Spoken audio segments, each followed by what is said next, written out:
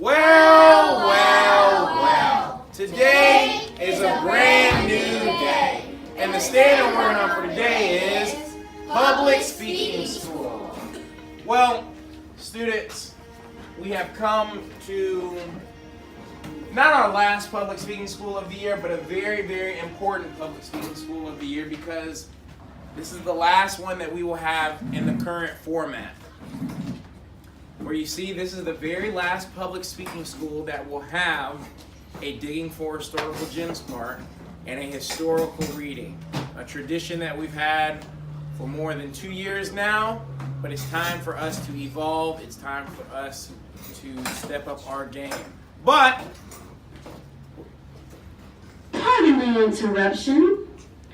Calling all war students.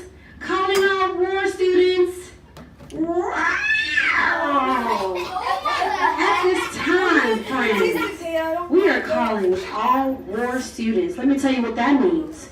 It's all those students that had perfect attendance and was on time every day. Not just one day, not 2 days, not 3 days, not 4 days. Every day. Please make your way down to Cafe Beaver at Briar Lake. Was I on there? Keep it going. This is real. This is live. Okay, so we have a lot going on today. The person giving our public talk is actually going to leave us as soon as his talk ends. So we're not going to waste any time. We're going to invite up our first student speaker delivering the public talk entitled World War I. Let's give a big round of applause to Mr. Caleb Adenuga.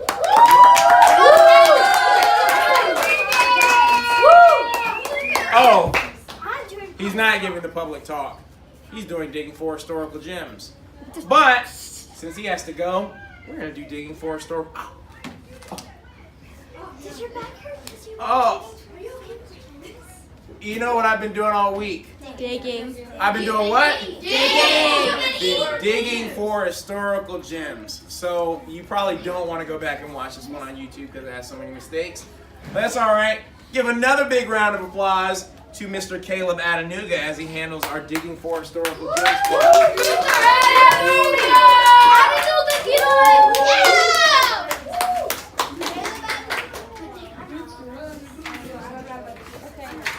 My name is Caleb Adenuga, and I will be giving the Digging for Historical Gems part. Can I please get a reader for page 306, paragraph 4 through 5? Ava.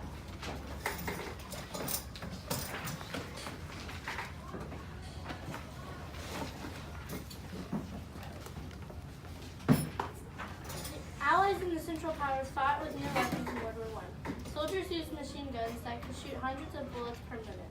They threw small bombs called hand grenades and fired cannon shells miles to the air. Other technologies changed the fighting too. Submarines sank ships in the Atlantic Ocean.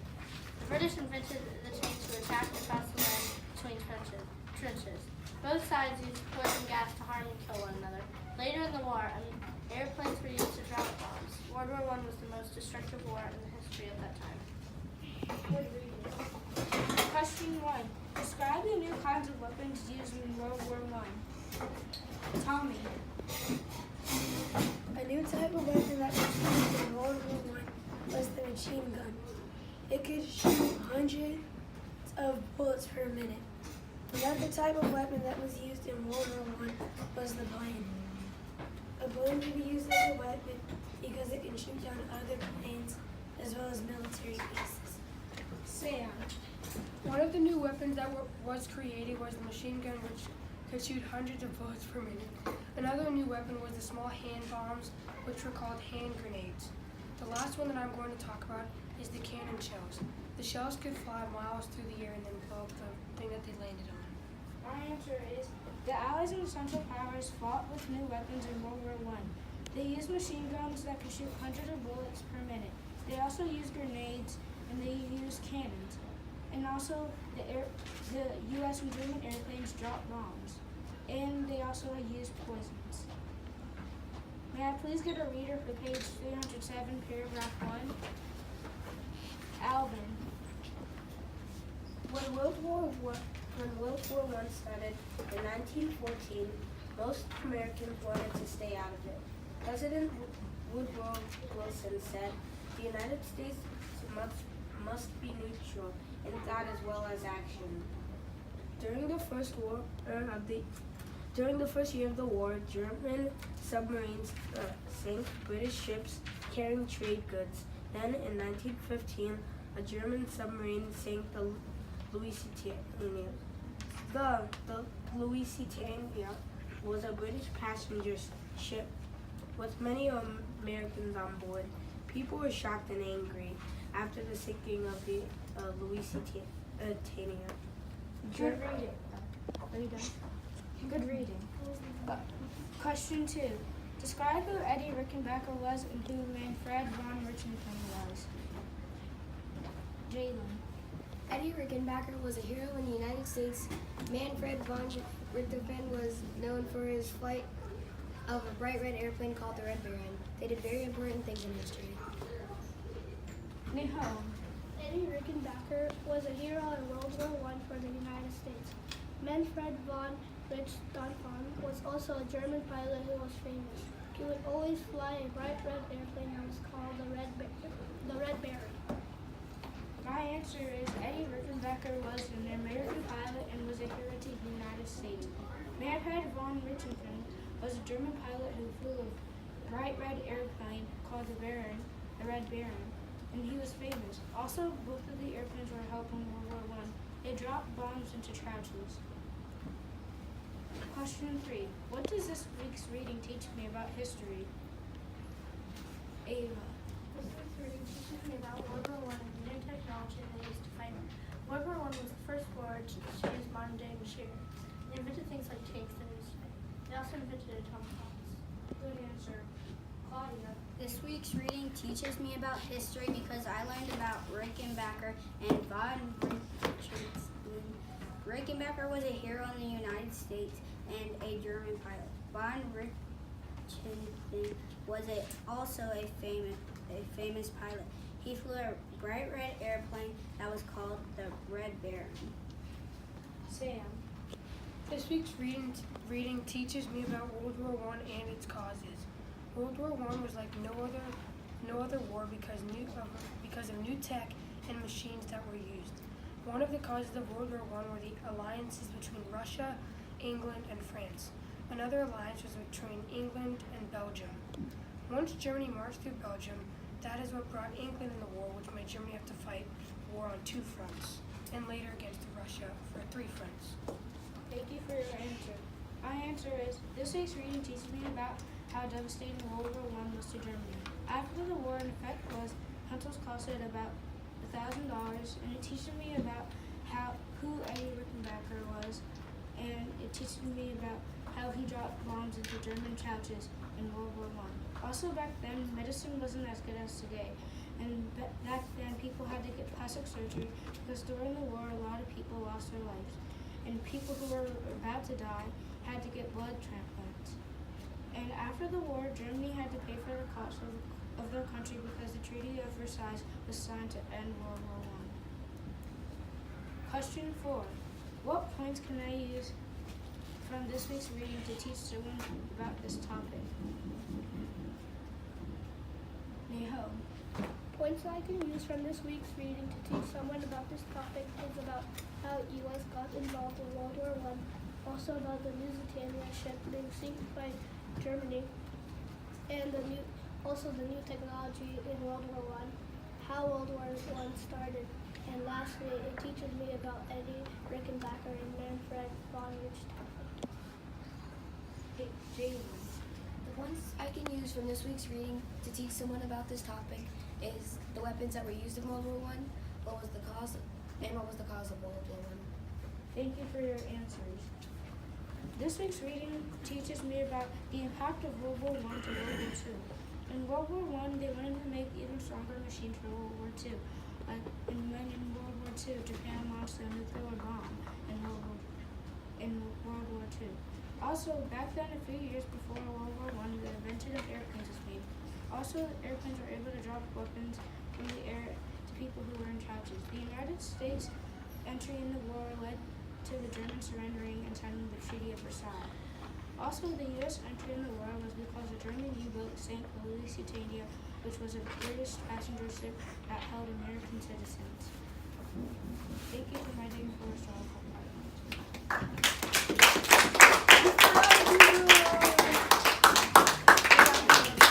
Good job, Mr. Newman. Caleb, I thought that was a really well done part. We will get to the rest of your counsel when you come back. I know you have to go, so thank you so much, brother. Those of you who know of Caleb are nephew, Tom, Jalen, Audubon, Beatrix, and Acer. Bye, guys. What about if you're in junior? You were absent. All right, so now we are going to put our hands together for our next student speaker. She will be delivering the public talk entitled World War I. Let's give a nice round of applause to Miss Emmy Lou Venable.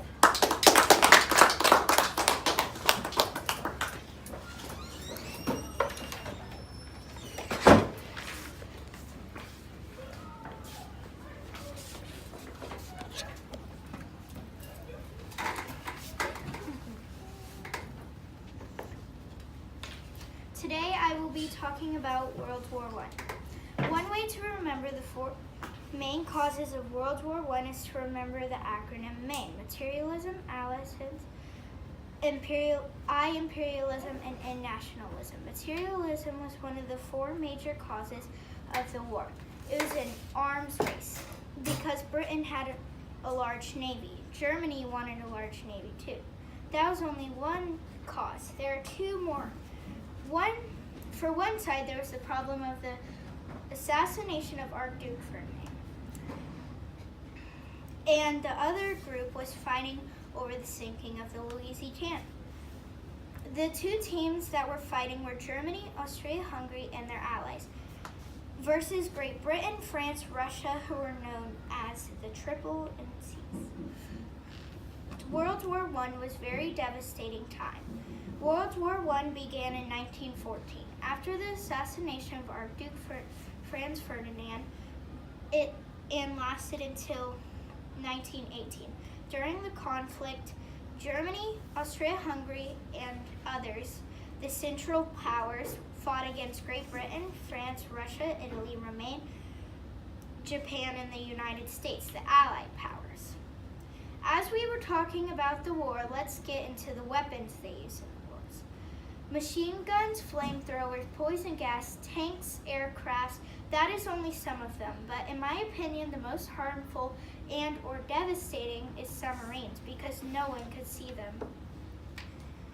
Here I say is the most interesting reason. It's because in 1917, Germany, determined to win its war of attraction against the Allies, announced the resumption and unrestricted warfare in the war zone waters. 3 days later, the United States broke public relations with Germany, and just hours after that, the American liner Housatonic was sunk by the German U-boat, also known as the Louisiana. That is what sunk. That is the reason that America entered the war. But before that, what had made Germany want to start the war was the cause of Archduke. Lastly, in my opinion, I think that we should talk a little bit about how World War I affected all mankind. Okay? Okay, so in World War I think it affected mankind because after war, there would probably not be as many men. So in the next war, if they did not have the common sense to gather more people, we would probably lose. Thank you for listening.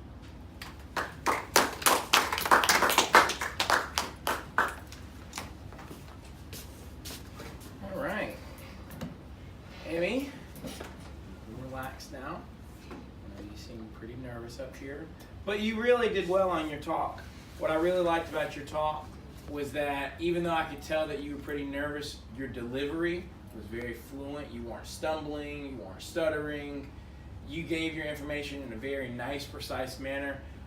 Something that I really want to highlight that was very well done in your talk that can serve to help others when they give public talks is that you had questions that you built the talk from, but you didn't get up here and ask the questions. You just went into it like you were teaching, like you were giving a speech. As I've seen in the couple of years we've been doing this, that's one of the hardest things for kids to embrace. Remember, I had a full year of public speaking school before your group came along. So while you all have been doing it about 2 years, I've seen it going for about 3 years. And in all 3 years, I've seen kids get up here and say, oh, what were the causes of World War I? These were the causes of World War I, as if they're talking to a reflection of themselves. You didn't do that. You came right up here and you just gave the information. And that is a very, very smart thing and an easy thing to do that just makes your talk so much better. So thank you for that. And now we have come to the end of our school, the very last historical reading for the entire year for all the public speaking school. But we have a great, nice little girl who's going to handle that part for us. We're going to give a big round of applause to Miss Scarlett Nance as she reads from pages 314 and 315.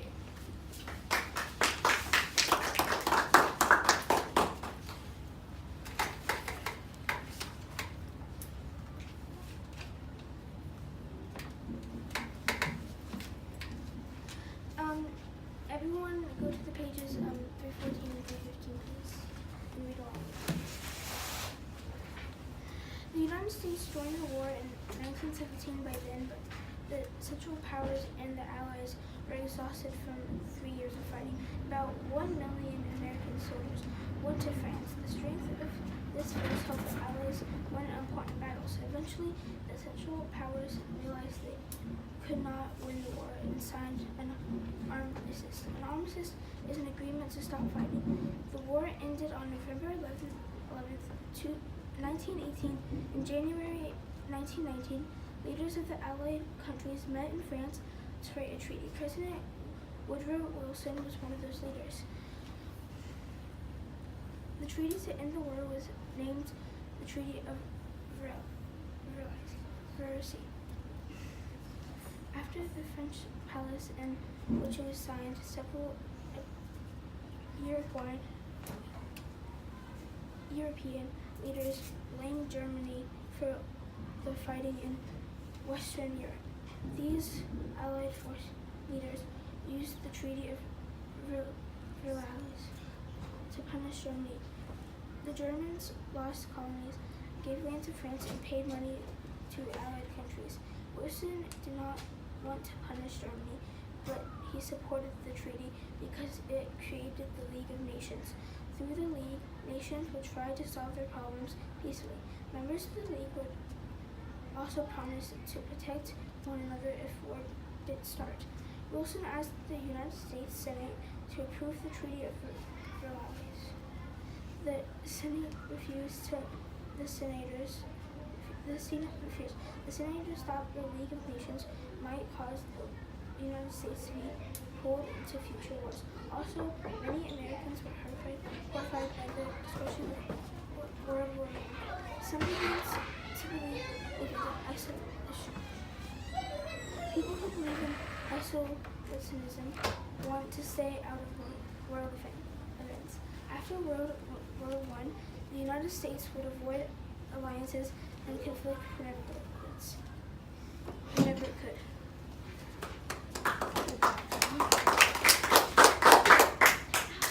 Right. Thank you for that reading, Scarlett. I'll wait for you to sit down. Now, I could not help but notice, Scarlett, that you, like Emmy, you were pretty nervous. And I know Caleb was nervous as well. But one thing I want to have on camera that you all should know, if you ever do go back and watch these things, maybe when you're older, if you want to just go back down memory road, remember, this was, I believe, one of the first public speaking schools that we have had where we had no rehearsal. So every student that came up here and did their assignment, they all did a great job. Because this week we had a lot going on. Beta Club went on a field trip.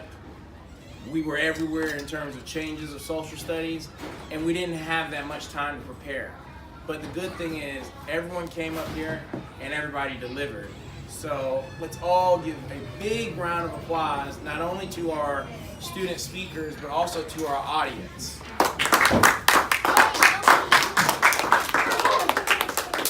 And this is not the last time, even though this is the last time we're having it in this format, but I'm sure once we start the new version of Public Speaking School, this will not be the last time that you all help to make it a very special time.